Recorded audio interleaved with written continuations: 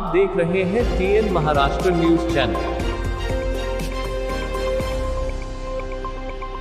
देण्यात यावं अशी असणारी परिस्थिती आहे। ती पद्धत फॉलो केली की न केली म्हणून आम्ही असणारा चीफ इलेक्शन कमिशनला पत्र लिहिलं होतं की याची माहिती द्यावी। त्यांनी उत्तर जे दिलेलं आहे की ती माहिती आमच्याकडे उपलब्ध नाही। त्याच्यामुळे आता कोर्टाने त्यांच्याकडे ती माहिती उपलब्ध आहे का हे विचारायला सांगितलेलं आहे आणि नसेल तर मग त्या मतदारांचं जे आहे 6 नंतरचं झालं की न झालं हा त्याच्यातला असणारा इश्यू आहे।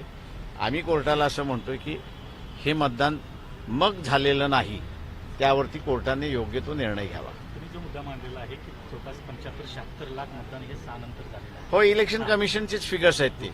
आणि तेवढंच मतदान जे आहे ते विधानसभा निवडणुकीनंतर म्हणजे लोकसभा निवडणुकीनंतर विधानसभा निवडणुकीच्या कालामध्ये वाढलेलं मतदान देखील आहे।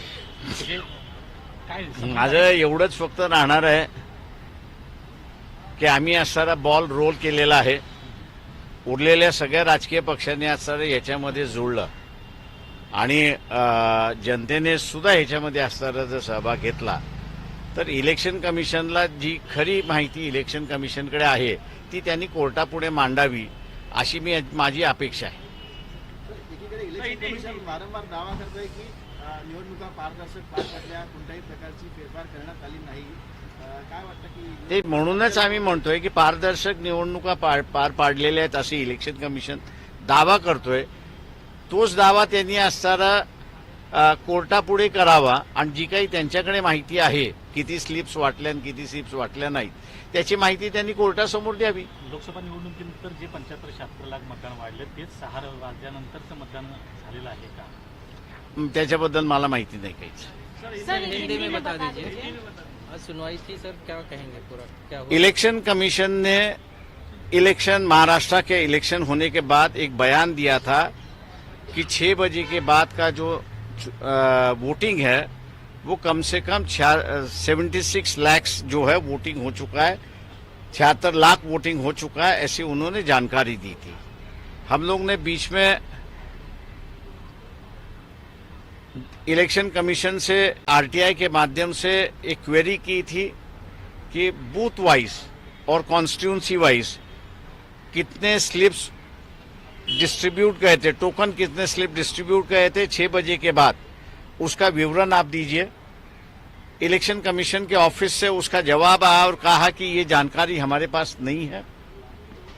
दूसरी बात यह है कि जहां पोलिंग वोट और काउंटेड वोट इनमें जब डिफरेंस आता है तो इलेक्शन कमीशन की ही गाइडलाइन है कि रिटर्निंग ऑफिसर ऐसे वक्त में इलेक्शन अनाउंस नहीं कर सकता है। उसको वो पूरा मामला जो है वो इलेक्शन कमीशन के पास भेजना है और इलेक्शन कमीशन जो डायरेक्शन देगा उस डायरेक्शन के मुताबिक उनको फैसला देना होगा, ऐसी एक परिस्थिति है। तो ये 2 मुद्दों पर जो है हम लोग की इलेक्शन रिट पिटीशन दाखिल है और मैं मान के चलता हूं कि आज नोटिस इशू की गई है। सेंट्रल गवर्नमेंट को, यूनियन ऑफ इंडिया को नोटिस इशू की गई है, चीफ इलेक्शन कमीशन को नोटिस इशू की है और महाराष्ट्र के जो इलेक्टोरल ऑफिसर है उनको ये नोटिस इशू कर दी है और कोर्ट ने 2 हफ्ते के अंदर उनसे जवाब मांगा है। 2 हफ्ते के बाद ये दोबारा कोर्ट के सुनवाई पर आ जाएगी और उस वक्त मेरे ख्याल से फाइनल हियरिंग की शुरुआत होगी, ऐसा मुझे लगता है। मैं तमाम राजनीतिक दल महाराष्ट्र के जो है उनसे विनती करता हूं कि हमने जो है ये 75 लाख वोट का इशू जो है वो कोर्ट के सामने लाया हुआ है। राजनीतिक दलों ने भी इसमें इंटरेस्ट लेना चाहिए और एक जॉइंट एक्शन अगर होता है तो मैं मान के चलता हूं कि एक परिस्थिति अच्छी उभरेगी, ऐसी बात है। इलेक्शन कमीशन हमेशा कहता है कि हमने पारदर्शक तरीके से इलेक्शन किया है। मैं उनसे ये रिक्वेस्ट करूंगा कि आपकी जो पारदर्शिता है जिस पर आप दावा कर रहे हो वो कोर्ट के सामने अगर ले आए तो मेरे ख्याल से कोर्ट को भी फैसला देने में आसान होगा, ऐसा मैं मानता हूँ। जो वो सब्सक्राइब का बटन है ना उसको हिट करो, कहानी खत्म। देखो मत, जल्दी से करो सब्सक्राइब।